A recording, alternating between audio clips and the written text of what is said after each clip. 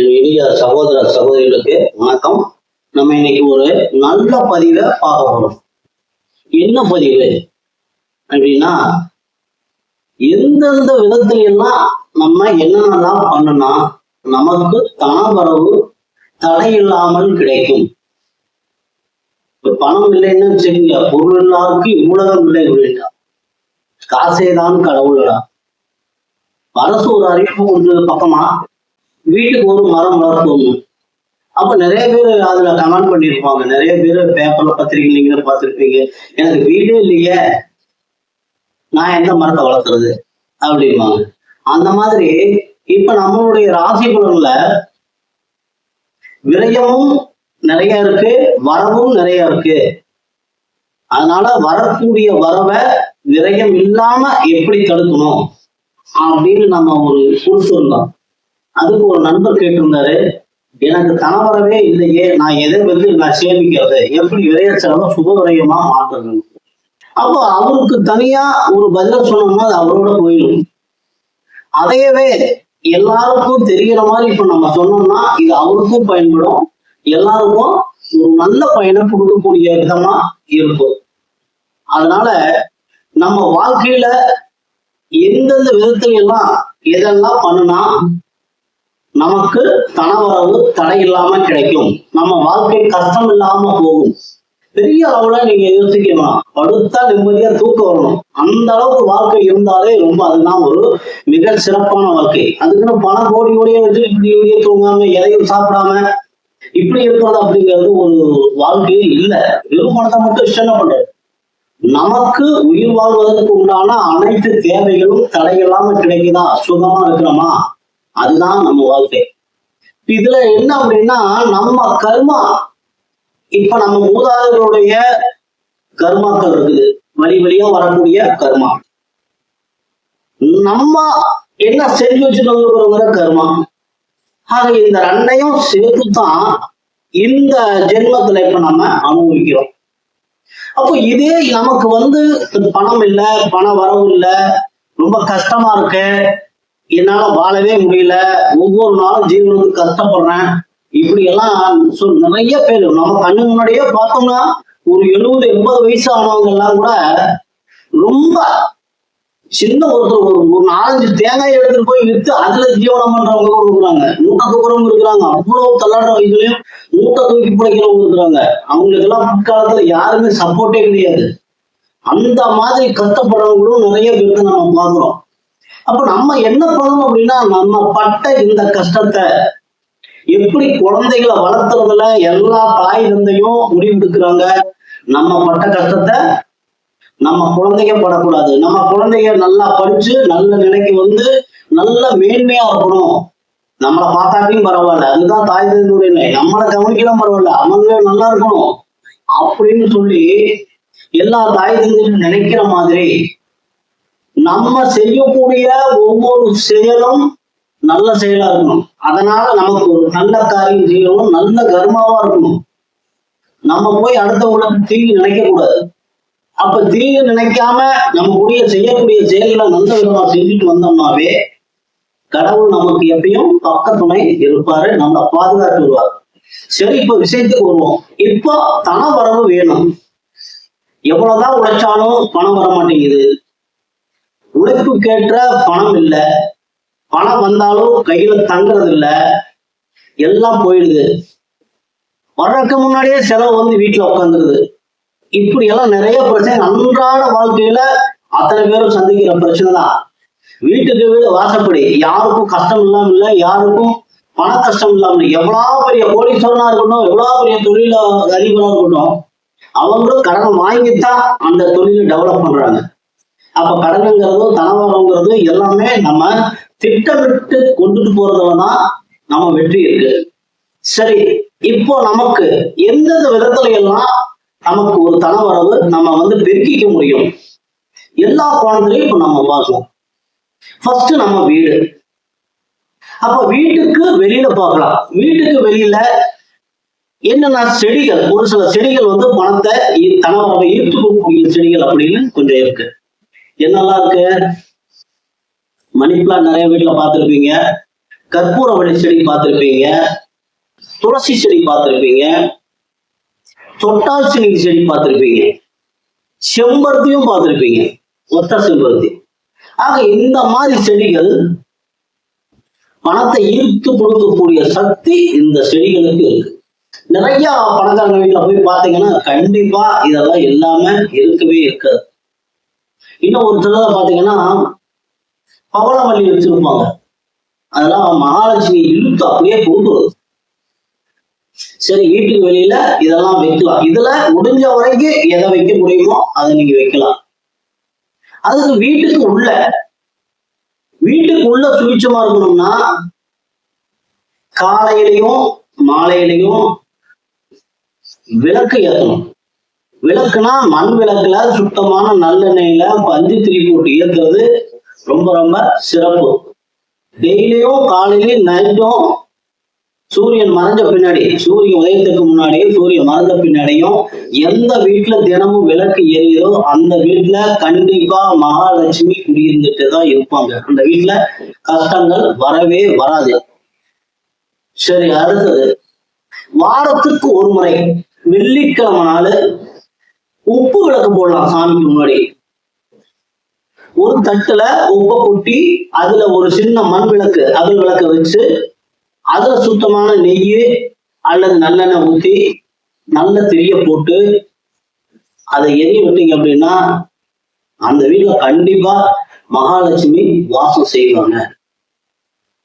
சரி, இப்ப வீட்டை பார்த்தாச்சு. அடுத்தது என்ன பண்ணணும்? நித்திய ஆலய வழிபாடுன்னு இருக்கு. தினசரி யாரு கோயிலுக்கு போயிட்டு வர்றாங்களோ, அது எந்த கோயில வேணாலும் இருக்கலாம். உங்களுக்கு இஷ்ட தெய்வமா இருக்கலாம், குலதெய்வமா இருக்கலாம். மெயினா பாருங்க, குலதெய்வ வழிபாடு ரொம்ப முக்கியம். குலதெய்வத்தை யாரெல்லாம் போய் காலை இறுக்கி கட்டி பிடிச்சிட்டு அந்த குலதெய்வத்தினுடைய அனுக்கிரகத்தை யார் வாங்கி இருக்கிறாங்களோ, தாய் தந்தையினுடைய ஆசீர்வாதம் யாருக்கு கிடைக்குதோ அவங்களுக்கெல்லாம் கஷ்டங்கள் வருவதே இல்லை. நல்லா கவனிச்சுக்கீங்க, குலதெய்வ வழிபாடு ரொம்ப ரொம்ப சிறப்பு. அதே மாதிரி நித்திய ஆலய வழிபாடு தினசரி எந்த கோயில வளர்ந்துக்கலாம். வீட்டுக்கு பக்கத்துல இருக்கிற கோயில டெய்லி போய் கையெழுத்து போட்டு வந்துருங்க. அந்த மாதிரி பண்ணுனீங்க அப்படின்னா உங்களுக்கு தனவரவு ரொம்ப ரொம்ப வந்துட்டே தடை இல்லாம வந்துடும். எந்த கஷ்டமும் வராது. நித்திய ஆலய வழிபாடு எந்த கஷ்டத்தையுமே கொடுக்காது. அடுத்தது பாத்தீங்க அப்படின்னா பாடல்கள்ல சுத்த தன்யாசி ராகம் அப்படின்னு ராகங்கள்ல ஒரு ராகம் இருக்கு. அந்த ராகத்தை கேட்க தன வரவை ஈர்த்து போகக்கூடிய சக்தி அந்த ராகத்துக்கு. நிறைய ஜோதிடர்கள் சொல்ல, நீங்க ஒரு பிரபலமான நிறைய ஜோதிடர்களா இதை முன்னாடியே சொல்லி இருக்கிறாங்க. உங்களுக்கு ஒரு வேளை அந்த செய்தி கிடைக்காம இருந்தா தெரிஞ்சுக்கணும் அப்படிங்கிறதுக்காக இந்த தகவல் கொடுக்குறோம். பாடல்கள்ல போய் நம்ம பாட்டை கேட்கறதுனால பணம் வருமா அப்படின்னு கேட்டா கண்டிப்பா வரும். ஏன்னா நம்மளுடைய இலக்கியங்கள்ல பாத்தீங்கன்னா பழைய கால வரலாறுகளை எடுத்து பாருங்க. பாடல்களை பாடி விளக்கு ஏற்றிய புலவர்களும் இருக்கிறாங்க. திருஞான சம்பந்தர் மூடி கிடந்த கதவை பாடல்கள் பாடியே திறக்க வச்சார். திருநாவுக்கரசர் அந்த கதவை மறுபடியும் மூடினார் அப்படிங்கிறதெல்லாம் நமக்கு தெரியும். அதுல இன்னொரு ராகம், அந்த ராகத்துல பாடுறப்ப ஒரு மன்னன் தன்னுடைய இறக்குற தருவாயில எனக்கு இந்த பாடலை பாடணும் அப்படின்னு வேண்டிட்டதுனால காளிதாசராகட்டும் இன்னொரு புலவராகட்டும் அந்த பாடலை பாடி முடிக்கிறப்ப அவங்களுடைய உயிர் பிரிஞ்சிருச்சு அப்படிங்கிறதையும் நம்மளுடைய வரலாறுகளை நம்ம பார்க்க முடியுது. அப்ப இந்த பாடல்களுக்கு கண்டிப்பா வலிமை. எத்தனையோ சினிமா பாடல கேக்குறீங்க, அது ராகம் சார்ந்த இந்த சுத்த தன்யாசி ராகம் சார்ந்த பாடல்களை கொஞ்சம் கேளு. மற்ற பாடல்களை ஒதுக்கி வச்சிருக்கு. இதுலயே நிறைய பாடல்கள் அருமையான அழகான சினிமா பாடல்கள் இருக்கு. அல்லது பக்தி பாடல்கள் இருந்தாலும் சரி, உங்களுக்கு எது பிடிக்குதோ மனசுக்கு பிடிச்சத கேட்டு பாருங்க. ஒரு நல்ல ஒரு ரிசல்ட் நமக்கு கிடைக்கும். அதுக்கு அடுத்து பாத்தீங்கன்னா நம்ம ஜாதக ரீதியா பார்த்தோம்னா ஒவ்வொருத்தருக்கும் ஜாதகத்திலையும் லக்கணத்துக்கு 2ஆம் இடம் தான் நமக்கு தன வரவை கொடுக்கக்கூடியது. 11ஆம் இடம் அப்படிங்கிறது நமக்கு கிடைக்கக்கூடிய முழு வெற்றி. மிகப்பெரிய லாபம் அத கிடைக்கக்கூடியது. அப்ப இந்த 2ஆம் இடத்தினுடைய அதிபதியும் அதிதேவதையும் 11ஆம் இடத்தினுடைய அதிதேவதையும் அல்லது இந்த 2ஆம் இடத்துல இருக்கக்கூடிய லக்கணத்திற்கு 2ஆம் இடத்தில் அமர்ந்து ஒரு கிரகம் ஏதாவது கிரகம் அமர்ந்து இருந்தால் அந்த கிரகத்தினுடைய அதிதேவதையும் லக்கணத்திற்கு 11ஆம் இடத்துல ஏதாவது கிரகம் அமர்ந்திருந்தால் அதனுடைய அதிதேவதை. இந்த மாதிரி அதிதேவதைகளையும் வழிபடுறதும் உங்களுக்கு ஜாதக ரீதியா, ஏன்னா ஜாதகத்துல நமக்கு ஒரு செயல் நடக்கணும் அப்படின்னா தசா புத்தி அந்தரம் இது எல்லாமே கரெக்டா வந்தாதான் அந்த டைம்ல தான் நமக்கு அந்த செயல் நடக்கும். செயல் நடக்கிறதுக்கு பல காரணங்கள் இருக்கும். ஆனா இது இப்படித்தான் நடக்கும் அப்படிங்கிறது இதெல்லாம் 100% உண்மைதான். அவங்கவுங்க அனுபவத்துல உங்களுக்கே தெரியும். அதனால உங்களுக்கு கணவரவை இதெல்லாம் இதையெல்லாம் தொடர்ந்து நீங்க உங்களால எவ்வளவு முடியுமோ அவ்வளவு தூரம் செஞ்சுக்கணும். அடுத்தது நவக்கிரக வழிபடும். ஏன்னா அவங்கதான் நம்மளை வழிபடுத்திட்டு இருக்கிறாங்க. அப்ப நவக்கிரக வழிபடுறதும் அவங்களுக்கு ஒவ்வொரு செயலுக்கு அப்புறமும் நம்ம நன்றி சொல்ல கத்துக்குவோம். நன்றி சொல்றதுங்கிறது மிகப்பெரிய விஷயம். ஒரு நாளினுடைய முடிவுல தூங்க போறதுக்கு முன்னாடி அன்னைக்கு நடந்த எல்லா விஷயத்துக்கும் இறைவனுக்கு நன்றி சொல்லணும். ஒரு சின்ன இதை சொல்ற பாருங்க. ஒரு சூஃபி ஞானினா நிறைய கொஞ்சம் பேர் தெரியும், கொஞ்சம் பேர் தெரியாது.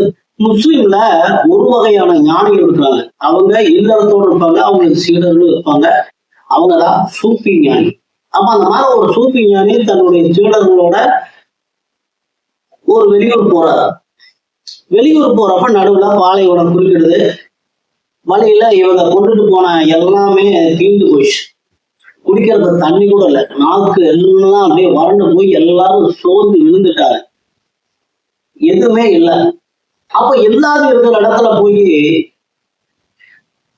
அங்கேயே ஒரு டேரா போட்டு, சரி நம்ம படுங்க, காலையில நம்ம போலாம், தொடர்ந்து நம்ம பயணத்தை மேற்கொள்ளலாம் அப்படின்னு சொல்லிட்டு தண்ணி கூட குடிக்கிறது தண்ணி கூட இல்லாம எல்லாரும் படுத்துட்டாங்க. சீடர்கள்லாம் ஒரு அறையில படுத்துருக்குறாங்க. இவரு தனி, ஊரு மட்டும் தனி நின்றுல. அதுல ஒரு சீடருக்கு ரொம்ப கோபம்.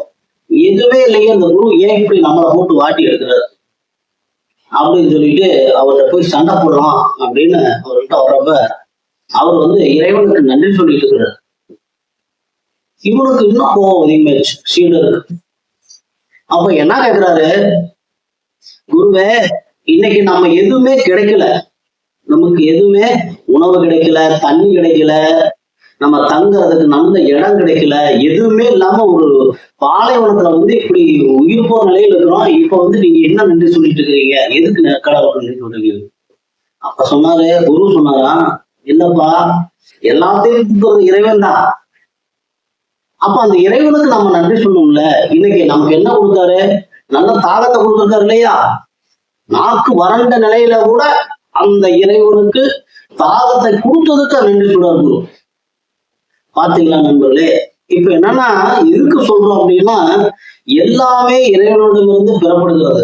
அப்ப இறைவனுக்கு டெய்லியும் நன்றி சொல்ல கத்துக்கணும், நவக்கிரகங்களுக்கு நன்றி சொல்ல கத்துக்கணும். இதெல்லாம் நம்ம நடைமுறை வாழ்க்கையில ஓரளவு கொண்டாடலாம். அதுக்கு உச்சகட்டமா பாத்தீங்க அப்படின்னா, நம்ம கிட்ட எதிர்மறை சொல்லே வரக்கூடாது. இல்ல இல்ல இல்ல இல்ல, எது கேட்டாலும் இல்ல, எனக்கு பணம் இல்ல, எனக்கு பொருள் எல்லாம், இது இல்ல, அது இல்ல, இல்லைங்கிற வார்த்தை சொல்லாதீங்க. தயவு செஞ்சு இல்லை அப்படின்னு நீங்க சொன்னீங்கன்னா அந்த பிரபஞ்சம் என்ன பண்ணும்னா, எது இல்லையோ அது சார்ந்த விஷயத்தான் உனக்கு கொடுக்கும். என்கிட்ட இருக்குது, இறைவன் நிறைய கொடுத்துருக்காரு, எனக்கு இருக்குது, எனக்கு நிறைய கிடைக்கும், நிறைய கிடைக்குது, இருக்குது, நான் நல்லா இருக்கிறேன், மகிழ்ச்சியா இருக்கிறேன், எனக்கு தொழில் நல்லா இருக்குது, சம்பளம் நல்லா இருக்குது, கணவரவு நல்லா இருக்குது, குடும்பம் நல்லா இருக்கு, இப்படி எல்லாமே நல்லா இருக்கு நல்லா இருக்குன்னு சொல்லிட்டு வாங்க. பிரபஞ்சம் உங்களுக்கு எல்லாத்தையும் நல்லதாக மட்டும்தான் கொடுத்துட்டு இருக்கும். இது உடனே மாறாது. சட்டுன்னு 4 நாள்ல கேட்டுட்டு என்னதான் இப்படி எல்லாம் வச்சு முடிவே வரலையே அப்படின்னு கேட்கக்கூடாது. எந்த ஒரு முயற்சியா இருந்தாலும் கொஞ்ச நாள் பிடிக்கும். ஒரு ஓட்டப்பந்தயத்துல ஜெயிக்கணும்னா கூட கொஞ்சம் பயிற்சி எடுக்கும். அந்த மாதிரி நம்ம தொடர்ந்து இதுல செஞ்சுட்டு பாருங்க, கூடி சீக்கிரம் உங்களுடைய வாழ்க்கையிலையும் நீங்க ஒரு நல்ல மேன்மையான நிலையை அடைய முடியும் சொல்லி இந்த பதிவை இதோட நிறைவு பண்ற. நிறைய சொல்லலாம். போதும், மறுபடியும் இன்னொரு பதிவுல சந்திக்கலாம். அதுவரை எல்லாம் வல்ல முருகப்பெருமான் உங்களுக்கு எல்லா வளங்களையும் நலங்களையும் மாறி வழங்க வேண்டும் என்று வேண்டி இந்த பதிவு நிறைவு செய்கிறோம். நன்றி.